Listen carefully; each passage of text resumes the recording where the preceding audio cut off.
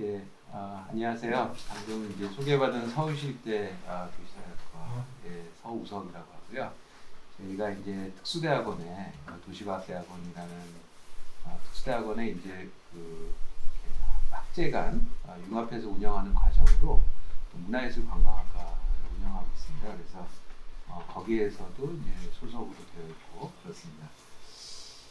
제가 이제 오늘 말씀드리려고 하는 주제는 이제 도시문화유산을 뭐 어떻게 바라볼까, 뭐 이걸 좀 이렇게 포괄적인 그런 주제로 이제 설정을 했고요. 사실 이제 제가 말씀드리기 앞서서 이 장소가 이제 김중업 건축문화의 집인데 제가 이 장소는 사실 여러 번 좀 와봤습니다. 이 장소는 특히 이제 저희 학과의 학생들하고 같이 성북문화재단하고 이제 협동 수업을 운영을 하면서 이 장소에 왔었고 이 장소를 저희 학생들이 이제 둘러보면서 굉장히 이제 좋아했던 그런 기억들이 있습니다. 그리고 이제 같이 장이동을 또 조사도 하고 이랬는데 오늘 이제 이 자리에 오니까 그런 기억도 좀 나고요.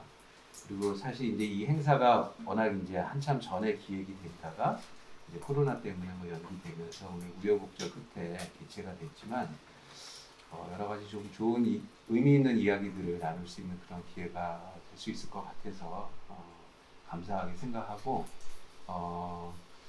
제가 이제 좀 그 말씀드리려고 하는 것은 이제 먼저 좀 우리가 그 뭐 다들 아시는 것처럼 이제 압축 성장을 경험하는 그런 이제 도시에서 우리 또 살고 있는 사람들이 어떤 경험들을 또 하는가 이러한 이제 이야기부터 좀 출발을 해보려고 합니다. 이런 것이 우리가 이제 그 도시문화의 유산을 오늘날 중요하게 생각하는 그런 배경이 이제 될 수 있다고 생각하고요. 그런데 물론 뭐 굉장히 많은 분들이 이제 경험을 하시고 또 우리가 흔히 이제 트렌드로 이야기를 할 때 레트로 열풍이다 이런 논의가 있지만 저한테 이제 좀 같이 그 이야기를 하고 싶었던 것은 아마 뭐 잘 아시리라 생각하지만 이 로버트 파우저 교수님, 그 한국에 와서 이제 주로 영어 강의를 여러 대학에서 좀 하셨던 분이시고, 그런 이제 경험들을 바탕으로 해서 특히 이제 서촌의 보존 운동을 같이 하셨던 경험을 바탕으로 해서 이런 서촌 홀릭이라는 이런 책을 쓰셨어요. 그래서 저는 이제 이 책을 읽고 뭐 여러 가지 생각들을 좀 하게 됐습니다. 여러 가지 생각을 했고 이제 어떤 부분에서 이제 생각을 했었냐면은 여기 이분이 이제 한국에 와서 그러니까 어떤 한 대학에만 계셨던 건 아니고 이분의 경험이 좀 독특한 거는 한 대학에 있다가 계약이 끝나면은 또 잠깐 외국에 가 있기도 하고 다시 또 다른 대학에 들어오고 뭐 그런 과정들을 이제 거치셨어요. 그래서 대전에서 카이스트에도 있었다가 고려대학에 주로 좀 오래 계셨고 그리고 마지막으로는 이제 서울대학교에 계셨던 이제 경험들이 있습니다. 그 과정에서 어떻게 보면 한국 사람들 못지않게 다양한 이제 공간에 주거를 했었던 그런 경험이 있었고 또 이제 그 외국에 나갔다 들어오는 과정들을 통해서 한국에서의 변화를 계속 살았던 사람들보다 좀 낯설게 보는 게 가능해졌던 그런 상황들이 있었던 것 같습니다. 이분이 쓴 글들 중에 예를 들면 이런 표현들이 있었어요. 근데 1990년 즈음에 중요한 변화가 있었다. 그의 가을엔가 나는 해화동 로타리에 있는 유명한 칼국수 집에서 친구와 만나기로 했다. 저도 이 집이 어느 집인지는 알 것 같아요. 사실 저도 좀 자주 갔었던 집인데 그런데 나는 내가 1년 전까지 살고 있었던 정이 많이 가는 한옥을 보여주려고 약속 장소를 그 근처로 정하신 것 같아요. 그런데 식사 후에 그 집으로 가보았더니 원래 있어야 할 집은 없어지고 대신 3층 벽돌 건물이 들어와 있었다. 나는 그때 처음으로 한국에서 역사 구조를 선과 악으로 극명하게 구분짓는 이분법적 사고가 강렬하게 떠올랐다. 그렇게 예쁜 집을 철거하고 이렇게 싸구려 건물을 지어버리면 안 되잖아. 라고 계속 생각할 수밖에 없었다. 이런 이제 표현이 나오면서 여기서 눈에 들어온 게 선과 악으로 이제 표현을 하는 거예요. 그래서 개발을 악으로 까지도 이제 적어도 그 당시 이제 그런 감정이 들었던 거죠. 그래서 친구를 만나 그 정든집을 보여주려고 했는데 그 자리에 3층짜리 작은 연립주택이 들어온 걸 봤을 때 충격이란 그 충격과 슬픔을 지금도 잊을 수가 없다. 이런 이제 내용이 있었고요. 그리고 2009년이 되면서 이분이 보니까 이제 서울시에서 지구 단위 계획 같은 걸 할 때 직접 이제 또 참여를 하셔가지고 그걸 이제 체험을 하셨더라고요. 그래서 그런 내용들을 이제 담아놨는데 여기 보면은 이 지구 단위 계획을 준비하는 과정에 주민을 위한 설명회를 3번 열었다. 나는 호기심을 가지고 그 중에 2번을 참여했다. 첫 번째 설명회 질문 시간에는 어느 재개발 지지자가 익숙하게 자주 봐왔던 한옥 보존 반대라고 쓰인 현수막을 무대로 갖고 나와 책상을 뒤엎은 뒤에 마이크를 차고 설명회를 무산시켜 버렸다. 붉은 벽돌의 골목과 기와가 물결치는 한옥마을의 아름다운 풍경을 왜 자랑스럽게 생각하지 않을까? 나는 한옥에 살고 싶은데 왜 한국 사람들은 한옥마을을 포기하고 부시려고 할까? 이번에도 나의 질문에 대한 답은 찾을 수 없었다. 개발의 악이 여전히 강력하게 존재하고 있다는 것만 느꼈다. 이미 가동된 선악 메커니즘은 더 활발해졌고 나는 재개발을 막아야 한다고 생각했다. 제가 볼 때는 지금은 이제 한옥을 가지고 이렇게 극단적으로 반대를 하는 그런 분들은 아마 공개석상에서 그렇게 많지는 않을 거라 생각합니다.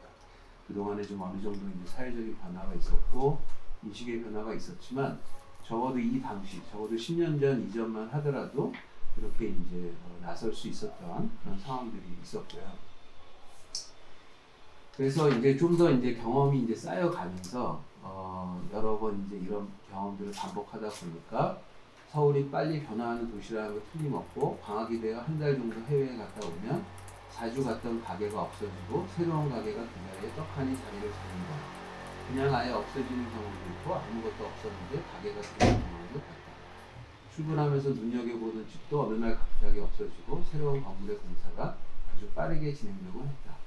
그래서 결론은 뭐냐면 서울은 자기 흔적 찾기가 힘든 도시다 라고 이렇게 규정을 하는 거를 이제 보았습니다. 저는 이 글을 읽으면서 아마 이런 경험을 해보지 않은 대한민국 사람은 아무도 없을 거예요, 사실은. 네, 그리고 이제 우리도 이제 서울 살면서 이런 경험을 다 하는데 이분하고 제가 뭐 일반화할 수는 없지만 저하고의 차이는 뭐라고 생각할까를 본다면 저는 이것에 대해서 사실은 별로 문제의식이 없었어요. 왜냐하면 너무나 당연하고 너무 많이 발생하는 일이고 어찌 보면은 우리가 자기 보존 기제 같은 게 있지 않은가. 그러니까 이런 일에 대해서 일일이 슬퍼하고 분노하면 도저히 살 수가 없는 거죠. 이런 일이 너무 많기 때문에. 그리고 어쩔 수가 없으니까. 근데 이 이방인이 외국에서 오신 분이 이렇게 이제 이런 것을 이제 문제 제기를 하니까 비로소 이제 공감을 하는 거죠. 아, 그래. 이런 건 좀 문제 있는 거야. 네, 그래서 이분이 이제 예를 든 게 이런 건데요. 젊을 때는 앞으로가 중요하기 때문에 뒤를 돌아보는 일이 많이 없지만 나이를 먹으면 먹을수록 내가 어디서 왔는지에 대해 관심을 갖게 된다. 부모님이 돌아가시면 옛 추억과 소통하고 싶은 마음이 강력해진다. 일종의 향수라고 할 수 있다. 향수는 고향을 그리워하는 것인데 그것보다 추억과 소통하고 싶은 마음이 더 강하다. 저는 근데 이 대목을 읽으면서 상당히 공감을 했습니다. 왜냐하면 저도 그냥 50이 넘어서 나이를 먹으니까 이 말이 뭘 의미하는지 저한테도 울림이 있고 저도 이제 부모님이 다 돌아가셔가지고 이런 어떤 그 배경들 공간에 대한 어떤 그런 같이 공유했었던 추억 그 근거가 될 수 있는 공간 이런 것이 왜 중요한가 라는 것에 대해서 이 부분에서 이제 상당히 사실 이제 공감을 했습니다. 그러고 뭐 여러 가지 이제 비슷한 경험들을 이제 열거가 되고 그러다가 그 철거 현장을 보고 나는 불안했다. 88 올림픽 때 내가 살던 해화동 한옥은 1990년 초에 이미 없어졌고 한국에서 처음으로 살던 집과 그 인상 깊은 동네도 사라지고 말았다. 건물과 풍경이 꼭 남아야 옛 추억과 소통할 수 있는 것은 아니었다. 그래도 그 흔적을 볼 수 있으면 옛날의 생활 모습과 같이 살던 사람의 얼굴이 떠올라서 마음이 편해진다. 저는 이 묘사가 상당히 좀 자연스러우면서도 우리가 뭐가 아쉬운가를 이렇게 표현해주는 그런 표현으로 마음에 들었습니다. 그래서 이분이 이제 고대 주변을 이제 경험하면서 고대 이제 동방세력주의를 다니면서 보니까 익숙했던 것들이 전부 다 없어졌다는 걸 알 수 있었다. 주변을 계속 걷다 보니 그때 가던 단골식당, 카페, 눈에 익혀졌던 명문식당도 다 없어진 횡한 풍경이 가슴에 들어왔다. 그래서 2008년 가을까지 16년이 흐르는 동안 내가 기억하는 대부분이 흔적이 하나도 남지 않은 것은 지금도 받아들이기 어렵다. 서울은 신기할 정도로 빠르게 변화하는 인스턴트 도시다. 이런 이제 표현들이 어떤 경험의 후기들이 이렇게 이제 전달이 됐고요. 이것을 보면서 이제 느꼈던 거는 뭐냐면은 이 압축 성장의 결과로 나타난 향수, 노스텔지아가 여기 아주 굉장히 극명하게 드러났어요. 근데 저는 이걸 보면서 느꼈던 건 뭐냐면 적어도 이제 지식인들 사이에서 이러한 향수에 대해서 이렇게 드러내놓고 토론하는 것이 사실 지방의 이제 농촌 지역 혹은 지방의 소도시 같은 경우들은 많이 있지만 서울의 어떤 공간에 대해서 이렇게 향수를 드러내놓고 본 어떤 지식인의 글은 저는 뭐 별로 접해보지 못한 것 같아요. 그 이유는 뭐냐면 왠지 좀 어색한 거죠. 서울에 대해서 향수를 얘기한다는 것이. 그런데 이렇게 그 외국인의 시선으로 이런 향수를 얘기를 하니까 우리가 너무 유난스러운 거 아니야? 라고 생각할 수 있는 것들이 이렇게 드러났을 때 그것에 대해서 별로 거부감 없이 오히려 받아들이고 같이 공감하면서 이 책이 이야기가 되고 또 이분이 여러 곳에 다니시면서 이 책뿐만 아니라 활동을 하시는 그런 배경이 되고 있는 것이 아닌가. 그리고 그 자체가 사회적으로 이제 변화된 현상이다. 우리도 이제 서울에 대해서 없어지는 것에 대해서 많이 아쉬워하고 있고 향수를 느끼고 있고 그것을 공개적으로 공유하고 싶어 하고 있다. 그리고 이제 물론 과거 개발 방식에 대한 비판이 토건주의에 대한 비판은 뭐 특히 지식인사에서는 일상화가 많이 이제 공감이 됐고 또 일반 시민들 안에서도 공감대가 늘어났다고 생각이 듭니다. 그리고 이제 그런 것들이 모여가지고 서울에서 박원순 시장님이 계실 때 이 도시재생 사업이 이제 굉장히 강력하게 이제 구현이 됐고 또 지금 이제 문재인 정부 들어서서 전국적으로 상당히 이제 큰 규모로 확산되고 있는 걸 볼 수가 있습니다. 그러면서 여기 보면은 제가 이제 한 가지 인용을 한 것이요. 문화관광연구원의 김향자 박사님이 이제 2014년에 좀 오래됐죠. 이미. 근데 이제 그때 했었던 연구가 뭐냐면 도시재생 추진에 따른 도시관광 정책 방안 연구를 했는데 그 당시의 시점에서 이 도시재생 선도 사업이 이제 분석을 했어요. 그래서 어떤 사업들을 하는가, 그 중요한 특성이 무엇인가를 이제 분석을 했더니 여기 H라고 되어 있는 거는 하드웨어고요. S라고 되어 있는 건 이제 소프트웨어예요. 그래서 중요한 거에 1순위, 2순위, 3순위를 뽑아봤더니 뭐 이분의 관심은 일단은 관광이죠. 이제 도시관광 쪽에 연구를 하셨던 거니까. 그런데 가장 큰 부분을 차지하는 것은 이제 역사 문화였습니다.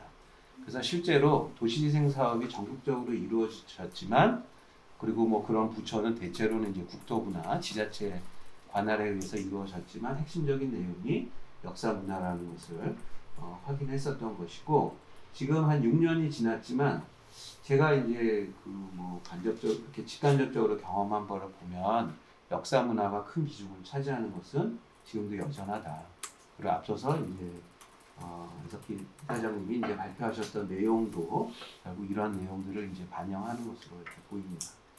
그런데 여기에서 우리가 이제 던지는 질문은 이런 겁니다. 그럼 실제 어떤 일들이 일어나고 있는가? 뭐 정책적으로 중요한 거는 어떻게 이게 제도화가 되고 있고 또 어떤 사업들이 진행되고 있고 어떤 성과물들이 나왔는가? 그리고 앞으로 어떻게 하는 것이 좋을까? 이런 이제 질문들을 던져보는 것이 제가 오늘 좀 말씀드리려고 하는 내용인데요.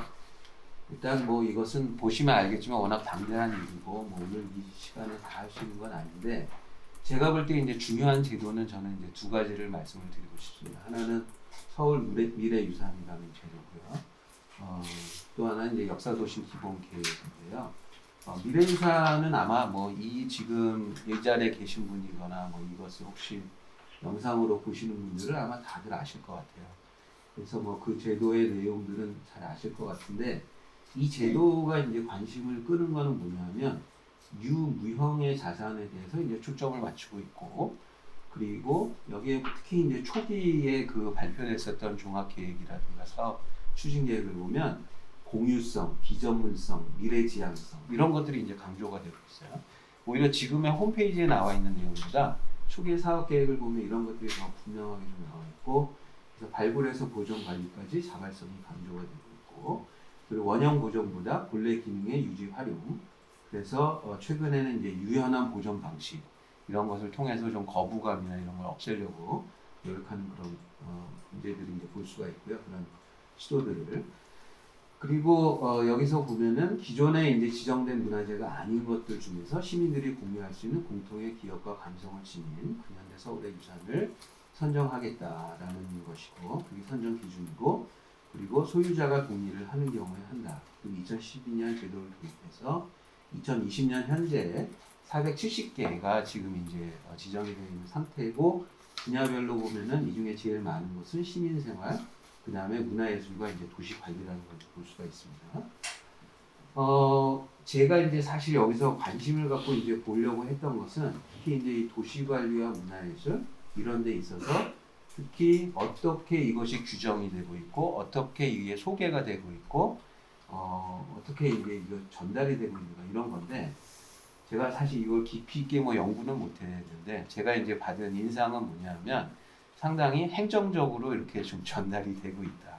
네, 이런 거고, 그게 어떤 의미를 갖는지는 또 어떤 시각에서 제가 보는지는 다시 한번 말씀을 드리겠습니다.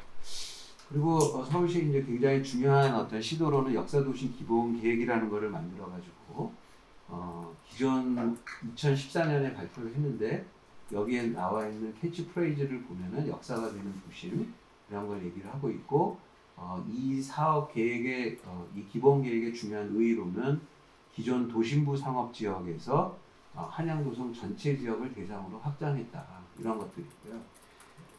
그런데 여기 보면은 특징적인 게 공간관리 계획이 있습니다. 거기는 비교적 세밀하게 규정들이 이제 제시가 되어 있는데, 그것이 보면 지역별 특성을 가지고 관리를 해야 된다.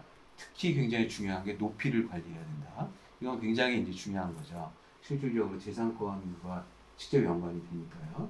그리고 역사 자원을 관리해야 된다. 이런 게 있는데, 이 공간관리 계획을 넘어서서 다른 분야들, 뭐가 다른가? 그러니까 공간관리 계획은 말하자면 사실 하드웨어죠. 그럼 하드웨어 외에 어떤 것들이 있는가를 이렇게 봤을 때를 보면은 사실 역사도시 기본계획에 그렇게까지 명확하진 않다. 거기에 가장 좀 근접한 내용이 여기 보면은 옛길 등 도시조직 발굴, 그리고 역사문화 자원을 지역 재생의 거점으로 활용한다라는 내용이 있고, 여기 이렇게 예시된 내용들이 있습니다. 도화석기를 가지고. 하지만 여기도 내용들을 이렇게 들여다보면요, 거의 전부 다 하드웨어 관한 내용이에요. 그래서 역사도시 기본계획이 여전히 유형의 자산에 초점을 맞추고 있다. 이렇게 이제 볼 수가 있고, 무형의 자산에 초점을 맞추고 있는 미래유산 제도가 과연 충분한가? 이러한 어떤 의문 생각들을 해볼 수가 있습니다. 근데 이것을 이제 우리가 어떻게 바라볼 것이냐, 우리가 학술적 관점에서 보면 저는 한 3가지 정도의 관점을 좀 오늘 같이 얘기를 해보려고 합니다. 그 중에 첫 번째는 뭐냐면 제목을 제가 이렇게 붙였는데요. 불협화음이 가득한 유산 만들기. 뭐 영어를 이렇게 번역하다 보니까 조금 한글로는 이렇게 된 것 같아요. 이거는 이제 흄브리지와 애쉬워스라는 학자가 1996년에 이제 썼던 이제 논문에 나오는 책의 어떤 그 일부 논문에 나오는 그런 이야기인데, 여기서 이제 제시한 게 뭐냐면 일종의 헤리티지 프로덕션 모델이라는 걸 이제 제시를 하고 있어요. 여기서 이제 중요한 어떤 기본적인 아이디어는 뭐냐면, 헤리티지라는 거는 상당히 많은 선택이 수반될 수밖에 없는 작업이다. 역사가 헤리티지가 되는 과정은 어떤 일종의 어떤 트랜스포메이션 프로세스가 있고, 그 변형의 과정에서 특히 이제 커모디피케이션, 상업화가 굉장히 강력하게 작동한다. 그래서 여기는 해석과 또 패키징의 과정 이렇게 이제 설명을 하고 있습니다. 그래서 역사적 자원의 유산화를 설명하고 있고, 선택이 필연적이다. 그 이유는 뭐냐면 어떤 역사적 문화 자원이 있을 때 이걸 유산화를 하는 과정에서 어떤 걸 유산화를 할 때 여기 보면 영어로 인피니트라는 표현을 쓰고 있어요. 그러니까 무한대의 가능성이 있다라는 거죠. 그러니까 이걸 유산화한다는 거는 굉장히 무한대의 가능성에서 하나를 선택한 거예요. 그러니까 여기에서 뭐가 생기느냐, 디소넌트라는 표현을 쓰고 있어요. 그러니까 불협화음이 가득할 수밖에 없고, 다르게 얘기하면 서로 싸울 수밖에 없는 거죠. 좋게 말하면 이제 토론하는 거고, 그 굉장히 강렬해지는 이제 싸움으로 가는 거죠. 그런데 그거를 압도하는 과정은 뭐냐면 시장의 상업화의 요구, 소비자 요구의 영향. 쉽게 얘기하면 이 장소에 오는 사람이 뭘 좋아할 것 같아? 라는 질문을 던지고 그거를 가지고 개발을 할 수밖에 없다라는 거예요. 그래서 여기에는 필연적으로 긴장 관계가 수반될 수밖에 없다라는 내용이고요. 그 다음에 사실 이게 우리나라에도 이제 굉장히 중요하고 우리나라의 역사문화 유산에도 굉장히 큰 동력으로 엄청나게 큰 동력, 특히 지금과 같은 문재인 정부에서는 더 큰 동력으로 작용하는 게 이 부분이에요. 뭐냐면 국가 정체성의 문제, 그리고 그걸 바탕으로 해서 유산 만들기가 이루어진다는 거죠. 여기에 이제 기본이 되는 어떤 학술적 논의라고 한다면 1983년에 에릭 홉스봄이라고 하는 이제 유명한 역사학자의 영국의 막스주의 계열의 역사학자인데 이 사람이 이제 제시한 개념이 뭐냐면 invention of tradition, 그러니까 전통은 발명된 거다라는 거예요. 그래서 invented tradition을 얘기를 하면서 이건 뭐냐면 뭐 여러 가지 긴 설명이 있는데 거기에 이제 좀 중요한 부분을 보면 과거와의 연속성을 가정하기 위해서 혹은 가장하기 위해서 반복을 통해서 특정한 가치와 규범을 생산해내는 그런 작업들이 19세기 말과 20세기 초에 서구의 국가들에서 이루어졌다. 그런 것들 중에 대표적인 것 중에 하나가 뭐냐면 크리스마스 같은 거라는 거죠. 그러니까 우리가 알고 있는 크리스마스는 마치 2000년대 전에 베들레헴부터 뭐 이어졌거나 혹은 로마 교회에서부터 이어졌거나 유럽의 굉장히 오래된 역사일 것 같지만 실제로 그 역사적 과정을 훑어보면 19세기 말, 그러니까 1800년대 후반과 1900년대 초반에 집중적으로 작업이 이루어졌다는 거죠. 그리고 이러한 것들이 세계 여러 나라들에서 뭐 여기 아시아의 예를 들면 일본의 무사도 같은 거. 제가 볼 때는 우리나라의 태권도도 이런 범주에 들어갈 가능성이 큽니다. 네, 제가 뭐 확실하게 말씀드릴 수는 없지만. 네. 그래서 이게 왜 이런 작업이 이루어지느냐? 정치적인 의도가 있는 거죠.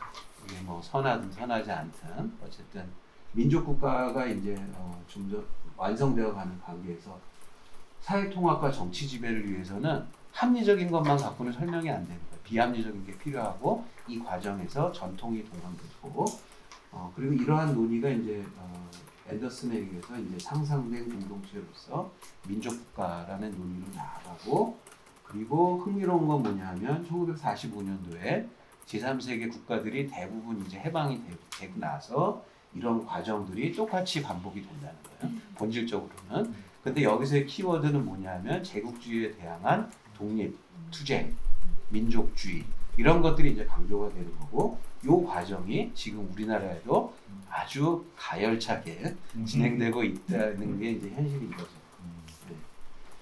자, 세 번째로 제가 말씀드리고 싶은 거는 샤론 주킨이라는 이제 학자의 견해인데 이 학자는 이제 뉴욕 시립대학이 있어요. 저는 이제 서울 시립대학에 있는데 이 샤론 주킨은 이제 뉴욕 시티 유니버시티 오브 뉴욕에 있는 학자고 사회학과 교수고 이분이 이제 뉴욕의 여러 가지 그 문화적인 변화와 도시 공간의 변화의 연관성에 대해서 아주 주목할 만한 연구들을 많이 했고 우리나라에도 온 적이 있었습니다. 몇 년 전에. 이분이 이제 쓴 여러 개의 이제 책들이 있는데 이거는 책은 아니고 논문이에요. City Culture and Society라는 학술지에 이제 실린 논문인데 제목이 뭐냐면 The Social Production of Urban Cultural Heritage예요. 제가 이 논문을 굉장히 이제 중요하게 생각하고 좋아하는 이유는 이 Urban Cultural Heritage라는 개념을 이렇게 명확하게 제시를 했다라는 게 있고요. 도시의 문화 유산이죠. 그리고 도시의 문화 유산이 사회적으로 생산되는 것이다. 라는 관점을 이제 명확하게 명확하게도 있는 차이는 있죠. 어떤 학자들이 읽으면 아직도 굉장히 불명확한 게 많다 얘기할 수는 있지만 적어도 그 이전까지의 논의에 비하면 상당히 진전을 이뤘다라는 거고 이 사람이 그런데 이제 이 주킨 교수가 사례를 들었던 건 뭐냐면 암스테르담 남쪽에 있는 우트레히트 슈트라트라는 그런 이제 거리를 사례로 들었어요. 이분이 여기 한 6개월쯤 체류를 하면서 여기를 이제 관찰했는데 이 거리를 뭐 소개를 하자면 이 거리가 사실 보통 거리는 아니에요. 왜냐하면 유네스코 월드 헤리티지에 이미 등재가 된 거리입니다. 거리 자체가. 여기서 이제 초점을 맞춘 건 뭐냐면 도시 유산의 핵심은 무형의 전통이다. 네.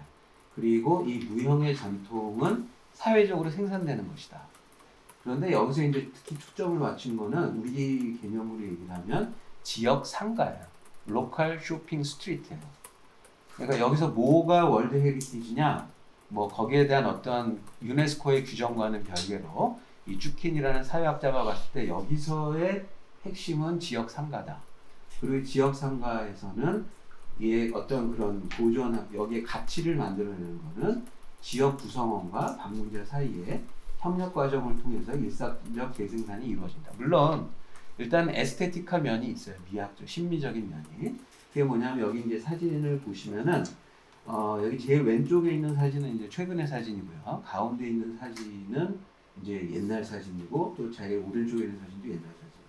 그럼 이제 우리가 유럽의 도시들의 대체로 이제 부러워하듯이 거의 변화되질 않았어요.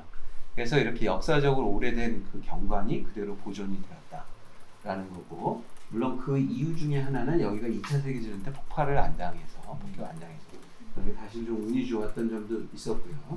근데 이제 또 다른 한 가지는 뭐냐면 여기 있는 상권이 보면은 굉장히 오래된 가게들이 많아요. 100년 이상 된 가게들.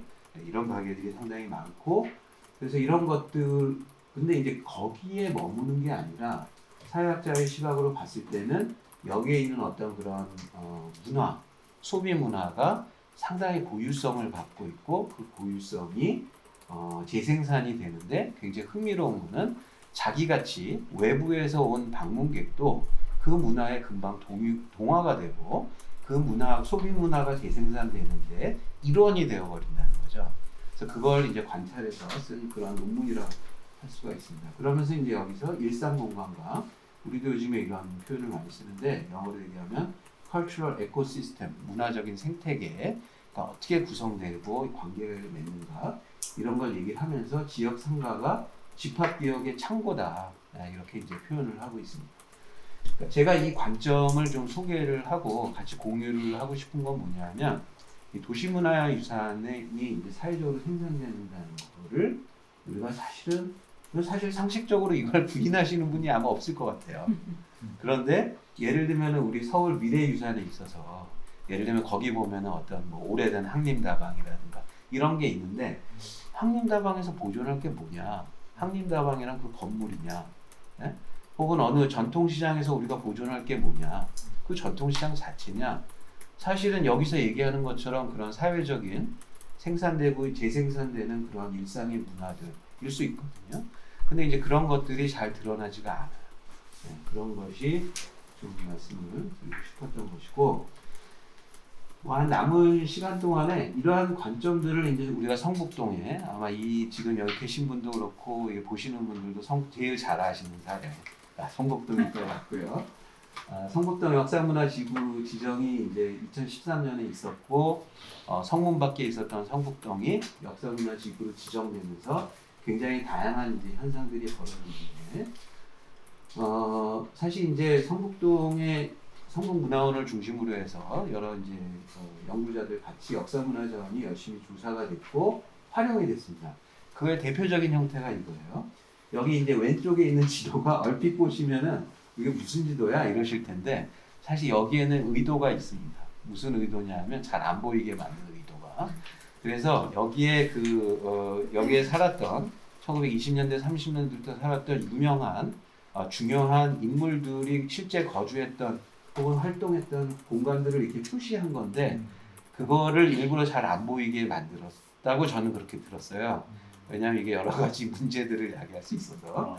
네. 그런데 그 결과가 뭐냐면 예를 들면 이렇게 조지훈 시인의 표지석 같은 걸 만든 거죠. 네, 이 정도가 되고 지금 보면 성북문화원이 하시는 그 아카이브가 있고 거기에 보면 잘 정리가 되어 있습니다. 이 결과들이.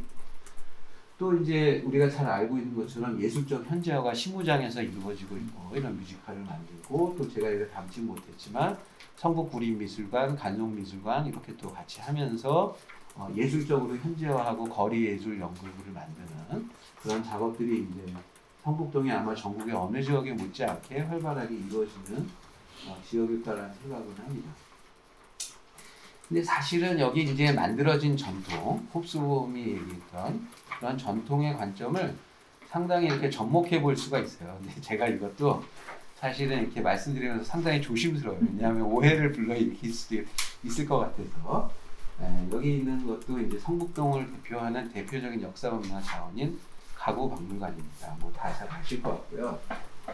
이제 이 아래다가 이제 적어놓은 거는 저희 학생들이 여기에 가서 이제 답사를 해보고 쓴 후기예요. 그러니까 이 학생들이 이제 후기를 썼는데 제가 볼 때는 많은 분들이 여기 가서 느꼈을 그런 경험일 것 같아요. 아시다시피 가구박물관은 이미 서울에 오는 국빈들이 찾아가는 명소가 됐죠. 뭐 시진핑이라든가 혹은 뭐 G20에 왔었던 그런 이제 국빈들의 뭐 퍼스트 레이디라든가 뭐 이런 그러니까 국빈들이 많이 찾아가는 공간인데요. 그러면 여기가 보여주고 있는 우리의 트레디션은 뭐냐? 그걸 본 저희 학생은 이렇게 얘기했어요. 감탄했다. 아름다운 풍경에 젖어들었다. 내가 박물관을 방문한 것이 아니라 한국에 놀러 온 듯한 느낌이 들었다. 정말 찬사를 받을 박물관이다. 뭐 학생이 썼으니까 가감없이 썼을 거라 저는 생각을 하는데, 근데 이게 만들어진 전통이라는 관점은 뭐냐면 제가 특히 주목해서 보는 거는 사실 여기에는 제가 사진을 담지 못했지만 정말 영어로 얘기하면 파라노믹, 그러니까 아주 엄청난 뷰가 있어요. 가구박물관에 올라가서 보면 가구박물관을 등지고 이렇게 내려다보면 쫙 펼쳐지는 그 광경과 이 한옥의 조화가 아주 기가 막히죠. 그런데 그러면 조선시대에 이렇게 정말 엄청난 뷰를 즐기면서 사대부나 귀족이 이 저택에 살았느냐? 아니죠. 이 건물 자체는 다른 곳에 있던 순정 왕후의 그 사저를 여기다가 옮겨놓은 겁니다. 그러니까 여기에 와서 많은 국빈들이 보고, 그러니까 가구 자체가 거짓은 아니에요. 그러니까 이건 거짓이라는 얘기가 아니에요. 진짜와 거짓이라는 게 아니라 여기서 나오는 독특한 경험, 역사적 경험, 어떤 이런 굉장히 아름다운 한옥의 대저택이 산 정상에 가깝게 있고 거기서 굉장한 뷰가 있고 이런 조합 자체는 완전히 새로 만들어진 전통인 거죠. 그런 부분들이 이 성북동에 굉장히 크게 차지하고 있어요. 또 잘 아시는 이제 성북동을 대표하는 역사적 문화 자원이 이 길상사죠. 뭐 길상사는 다 잘 아시는 것처럼 그런 이제 시인과의 이게 요정이 있었던 건물이고 시인과의 러브 스토리가 있었고 법정 스님에게 시주를 해서 절이 만들어진 그런 과정인 거죠. 여기도 이제 후기를 보면 정말 소유로부터의 자유함을 느끼고 싶다면 길상사를 둘러보는 걸 추천한다. 왠지 모를 뿌듯함을 선사해 줄 것이다. 뭐 학생의 역시 가감없는 표현입니다. 그런데 중요한 건 뭐냐면 한국에 오는 많은 외국인들이 길상사를 가요. 조계사보다도 길상사를 택해요. 제가 얘기를 들어보면 왜 택하냐 하면 조계사보다 여기가 더 아름답거든요. 그리고 여기를 와서 한국의 전통적 사찰을 자기는 보고 갔다고 느끼겠죠. 그런데 사실은 그게 스토리는 그게 아니라는 거 우리 잘 알고 있죠. 이런 것들이 이제 만들어진 전통의 그런 관점을 적용해 볼 수 있는 겁니다. 그러니까 제가 혹시라도 오해를 피하기 위해서 거듭거듭 말씀드리면 이 두 자산이 갖고 있는 가치를 제가 폄하하기 위해서 말씀드린 게 전혀 아니에요. 이런 식으로 만들어지고 있다라는 거죠. 그리고 이렇게 만들어지고 있다는 거를 우리가 잘 스스로 인식하는 게 중요한 거죠. 이것의 의미, 또 이것의 뭐 우리가 이런 걸 어떻게 더 만들지, 또 어떻게 어떤 점을 조심해야 될지 이런 것들이 좀 있겠죠. 그 다음에 이제 제가 끝으로 더 말씀드리고 싶은 거는 이 사회적 생산의 관점에서 본 성북동의 문화유산이에요. 이 김영미 선생님이 2007년에 이제 서울학연구에 쓰신 논문에 보면은 일제시기 성북동의 지역 주민운동에 대해서 이제 쓰신 논문이 있어요. 여기 보면은 1920년대와 30년대에 경성에 지역 주민운동이 굉장히 활발하게 일어났습니다. 사실 뭐 제가 생각할 때는 여기에는 뭐 물론 이제 일제에 저항한 측면도 있지만 일제가 갖고 있었던 여러 가지 도시관리 시스템이 경성으로 이식되는 과정에서 지역 주민운동을 좀 촉진시킨 부분도 분명히 있어요. 분명히 있었고 특히 당시에 이제 성북동은 성문 밖에 새로 만든 지금의 개념으로 보면 신도시였고 그 신도시에 우리가 잘 아는 것처럼 많은 지식인들 우리 이제 이주해 와서 살았고 그랬습니다. 그런데 특히 이제 20년대 토박이들이 좀 있었고 30년대에 인구가 급격하게 증가를 했는데 20년대와 30년대 보면 이 경성에서 있었던 많은 지역 주민 운동에서도 특히 활발했던 지역이 성북동이었어요.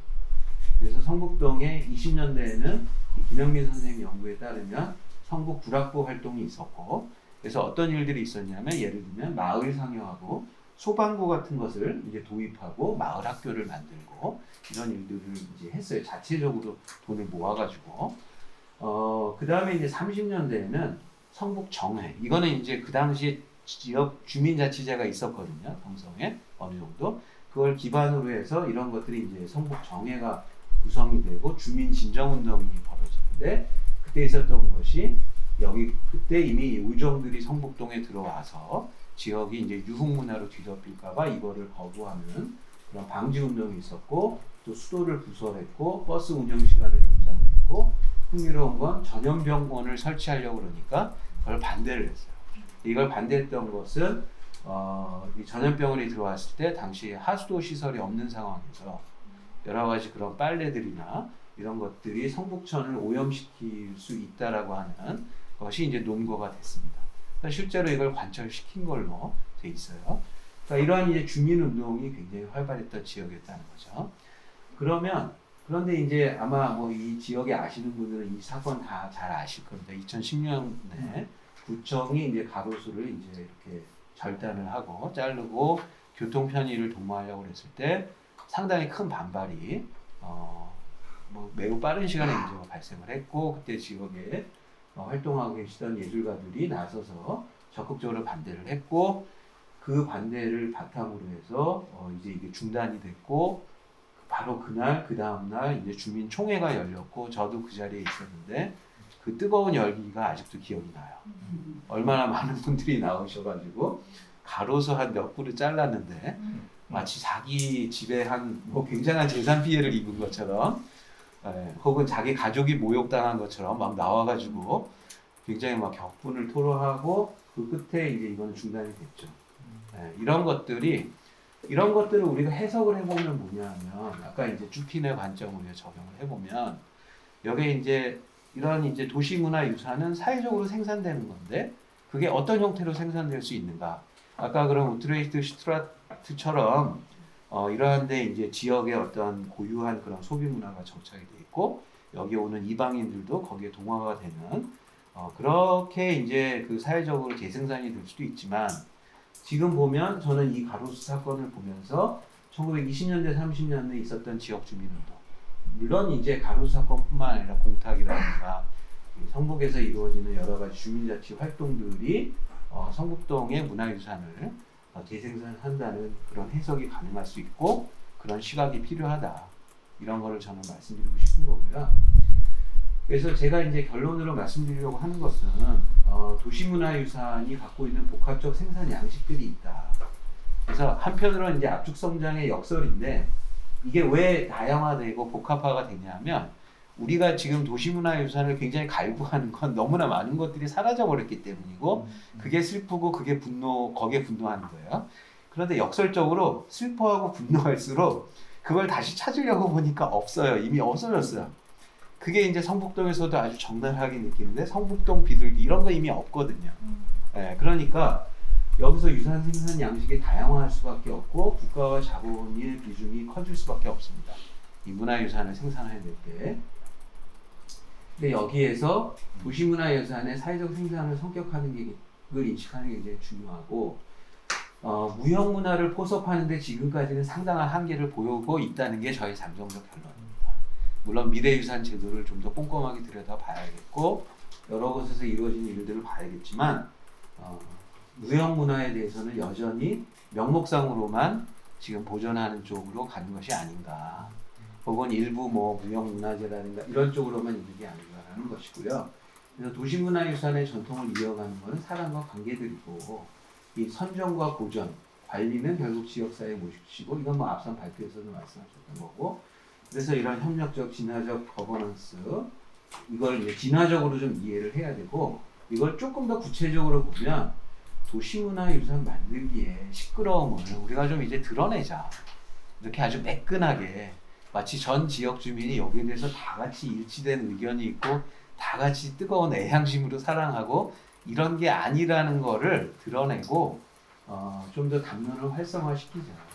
그래서 선택적 작업의 결과로서 유산 만들기라는 걸 인정하고 선정이나 사업 결과 중심 방식이 아니라 이 과정들을 좀 드러내고 그리고 이게 선정이 됐다 하더라도 계속적인 담론의 과정이 진행이 돼야 된다라는 거를 우리가 인정하고 드러내자라는 게 이제 제가 말씀드리고 싶은 거고 끝으로는 이 도시문화유산이 갖고 있는 전체화 효과가 있다라고 저는 생각을 해요. 이것을 경계해야 된다.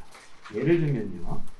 이것도 좀 조심스러운데 성북문화원에서 만든 마을 아카이브가 있고 또 그 당시 이제 그 자원 조사를 할 때도 굉장히 강조점을 뒀던 건 뭐였냐면 독립운동에 포커스가 맞춰져 있었어요. 지금도 뭐 그러한 맥락에서 여러 가지 이제 재생산 과정이 이루어지고 있는데 그러면 20년대, 30년대 성북동에 살았던 사람은 전부 독립운동가만 살았을까요? 네, 그건 당연히 아니죠. 그 안에는 아주 강력한 친일파가 살고 있었을 수도 있고, 네, 뭐 여러 결의 사람들이 살았을 텐데 우리는 꼭 독립운동하던 사람이 살았던 지역으로 성북동을 이해해야만 하는가? 네. 그리고 그게 아니라면 이러한 어떤 도시문화유산을 재생산하는 과정이 에 대해서 조금 비판적으로 성찰해 볼 필요가 있다. 그러니까 뭐 그런 어떤 흐름의 정당성을 제가 부인하는 게 아니라 어떻게 하면 좀 더 자연스럽고 좀 더 조심스럽게 접근하는 것이 필요할까? 이 부분을 우리가 좀 같이 얘기해 볼 필요가 있다. 이런 것을 좀 말씀드리고 싶었습니다. 예, 이상입니다. 감사합니다.